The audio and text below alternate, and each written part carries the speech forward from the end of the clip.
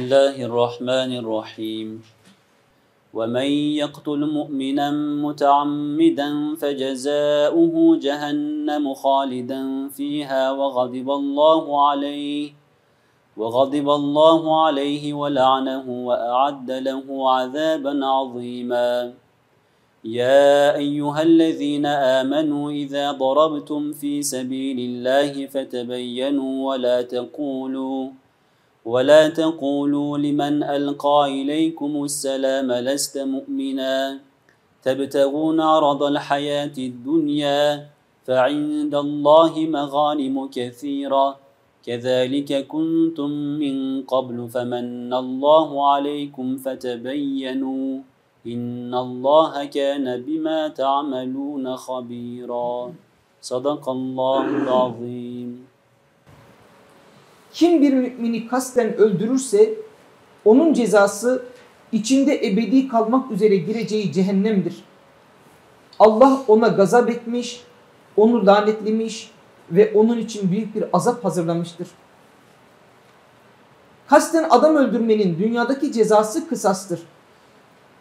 Varisleri kısastan vazgeçerlerse diyet alabilirler. İsterlerse bunu da bağışlayabilirler.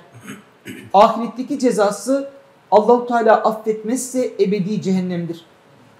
4. sure Allah-u Teala'nın affetmesine açık kapı da bazı yerlerde halden geldikten sonra ebeden de deniyor. İster ehli cehennem için, ister ehli cennet için. 11 yerde bu Nisa suresinde 2 defa evet kelimesi geçiyor. Evet. O hocanın işaret ettiği şey o yani. Allah inşa afa ve inşa azzebe. Bu açıdan da artık o ebediyetle şey yapılmıyor. Böyle ince bir nükte var gibi geliyor bana. Rahmanirrahim. İnnellezîne tevaffâhumul melâiketu zâlimî enfusihim qâlû fîme kuntum قالوا كنا مستضعفين في الأرض قالوا ألم تكن أرض الله واسعة فتهاجروا فيها فأولئك مأواهم جهنم وساءت مصيرا إلا المستضعفين من الرجال والنساء والولدان لا يستطيعون حيلة ولا تهتدون سبيلا فلا يهتدون سبيلا فأولئك عسى الله أن يعفو عنهم وكان الله عفوا غفورا. İman edip de hicret etmeyerek kendi öz nefislerine zulmeder vaziyette olanların canlarını alırken melekler ne işte idiniz diye soruyorlardı. Onlar da biz bu ülkede dinin emirlerini uygulayamayan, baskı altında yaşayan kimselerdik deyince melekler şöyle cevap veriyorlardı. Peki Allah'ın dünyası geniş değil miydi? Siz de orada hicret etseydiniz ya. İşte onların durağı cehennemdir. Ne fena bir dönüş yeridir orası. Bu ayet indirildiği sırada ve Mekke'nin fethine kadar müminlerin Medine'ye hicret etmeleri farz idi. Çünkü düşman müşrikler arasında onların alay etmeleri, şüphe vermeleri ve baskıları karşısında müminlerin dinlerini korumaları güçtü. Diğer taraftan müminlerin bir arada İslam'ın güzelliklerini yaşayıp Müslümanca eğitilmeleri önemliydi.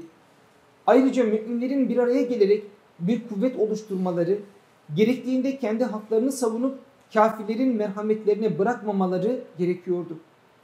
İşte bu ayette asr-ı saadette Medine'ye hicret etmeyip müşrik toplum içinde kalanlar kendilerine zulmedenler diye nitelendirilmektedir. Bunlardan bazıları rahatlarını, alışkanlıklarını, ailelerini, mal ve mülklerini ve diğer çıkarlarını dinlerine tercih ediyorlardı. Onun için biz ülkemizde baskı altında yaşayan kimselerdik. Özürleri kabul edilmemiştir.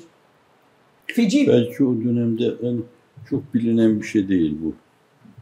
Yani belki o dönemde bir iki tane insan öyle vardı. Fakat esas bize hitap ediyor bu. Yani bulunduğunuz yerde dininizi rahat yaşayamıyorsanız, yapacağınız şeyleri, misyonunuzu eda edemiyorsanız, işte siz orada kalıyorsanız, böyle yarım yamalak bir din hayat sürdürüyorsanız, melekler canınızı kabzetmek üzere geldiklerinde elem tekün ardullahi vasiyeten fetuhaciru fiha. Kendimiz açısından bakmak lazım. Umumi bir disiplin. Bütün müminler için uygulanan bir şey. Umer'de fazla bir şey bilmiyoruz biz. Yani hakikaten inanmış da bildiğimiz bir şey var. Bazıları anneleri babaları tarafından zincire vuruluyordu. Burada Mekke'de böyle cebren kalıyorlardı. Zaten ona da işaret ediyor. İllel mustatafine minel ricali vel nisai vel mildan la yesteti'une hileten ve la yehtedune sebile diyor. Ona da işaret ediyor yani. Çaresiz onlar. Bir yol bulamıyorlar. Hile de çare demek. Çareleri yok. Evet. Yani orada da yine Cumhuriyet'in ilanıyla birlikte pek çok İslam alimi Arap ülkelerine göç etmiş ama Üstad Hazretleri Türkiye'de kalmaya devam etmiş. Evet. Duruma, şartlara göre Müslümanlığı yaşamak çok böyle yasaklanma. Komünizmde olduğu gibi çok yasaklanmamıştı yani. Millet namaz kılıyordu, oruç tutuyordu yani. O devri İnönü dönemini ben idrak ettim yani. 40'lı yıllardan 50 yıllara kadar belli ölçüde biliyorum yani. Kendi çevrem itibariyle. Belki bazı mabetler böyle, bütün mabetleri değil de bazı mabetleri kapamışlardı. Mesela Kurşunlu Cami öyle Erzurum'daki. Hapishane yapmışlar. Biraz zorlaştırmışlardı. Fakat herkes bir yerde başka bir camiye gidiyordu yine. Ne orucuna ne namazına ona.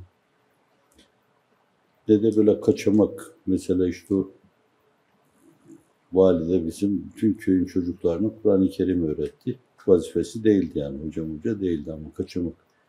Dedemin hanının odasında bahsetmiştim yani, bir delikle giriyorduk oraya. O kadarcık olsun öğrenebiliyorduk bunları. O kadarcık bile olsun yani, size o imkan, o fırsat verilmiyorsa işte oradan uzaklaşıp dininizi tamamiyeti içinde yaşayabileceğiniz bir yere gidebilirsiniz. Evet. Sonra diğer meseleye gelince yani Mustafa Sabri Bey gibi, Mehmet Akif belli bir dönemde gidiyor. Zahidül Kevser Allame, işte bizim şeyin pederi gibi, Ali Ulvi Bey'in pederleri gibi. Yani bunlar belki şeydi öyledir. Mustafa Said Ramazan Buti'nin, Şeyh Ramazan Efendi. Onlar da esas Türkiye'de böyle göze batan insanlar daha ziyade. Çünkü bir Frenk mukallitliği diye Atıf Hoca bir şey yazdığından dolayı sen şapkayı tenkit ediyorsun. Oysa ki önceden yazılmış o mesele yani. O zaman değil. Adamı berdar ediyorlar, asıyorlar. Bu açıdan da öyle göze batan insanlar o gün aradan öyle sıvışmaları filan olabilir. Üstadınkine gelince o ruhsatın yerine azimeti tercih etmiş yani. Olsun, canımı alırlarsa alsınlar, milletimin imanını selamette görürsem cehennemin alevler içinde yanmaya razıyım diyen bir insan, ehli dünyanın yapacağı işkence filan, bunlar ne olur ki o? Yani muvazeneli düşünmek lazım. Evet, hicret yani günümüzde Cenab-ı Hak onu cebri yaptı yani. Sonra millet size kucağını açıyor yani, Ansar gibi. Hristiyan da size kucağını açıyor. Dünya size bağrını açmış yani. Her yerde olabilirsiniz diyor. Her şey bugünden ibaret değil. هَذَا هُوَ الْحَقِّ فَمَاذَا بَعْدَ الْحَقِّ إِلَّا الضَّلَالِ. Bel